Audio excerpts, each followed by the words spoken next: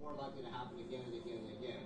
And, you know, I've dealt with a fair few dogs that have learned this habit, and it's always fun to train it out of them. It is quite possible to do, and in many cases it's actually quite easy to do, but, you know, it's something to definitely look out for.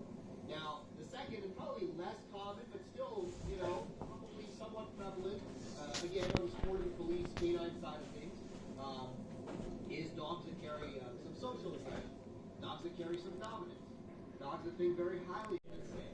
And, you know, and again, you've got all that intensity and all that arousal. You're trying to tell, you know, Mr. King Kong what to do, but Mr. King Kong isn't ready to listen to you. He wants to keep doing King Kong things.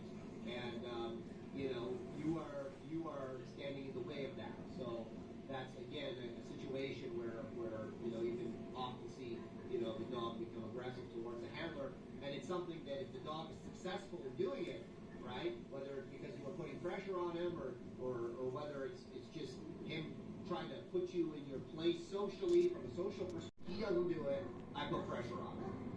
That is not how you train a dog, a working dog. Not for me anyways. I mean, that's how some people do it. They kind of do everything as positive as they can, and then after they've done the positive, they start putting pressure over the positive and saying, hey, you've got to do all this stuff I taught you to do for food or for your ball. Now you're good at doing it, and if you don't do it, I'm going to put pressure on you. And hey, that can definitely work if you're dealing with a certain kind of dog. But if you're dealing with one of the types of dogs that's a little bit more prone to redirection, or the type of dog that maybe has some social aggression, that is not going to work. Strength of belief and resilience in the face of adversity that you know, doesn't always lend itself to a dog that's super compliant with that type of handler.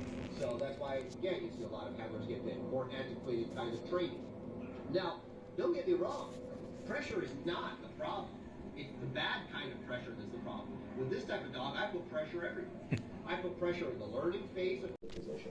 It's not pressure for not being in the position, if that makes sense. So, you know, for dogs like this, I strongly recommend, you know, I don't really follow it to the letter. I don't claim to, you know everything about it, but I like using elements of the NEPOPO training system when I'm fixing dogs that have, you know, big arousal issues and some bad learned behavior, like Vasco does. We use a lot of kind of oppositional pressure and you know, I combine it with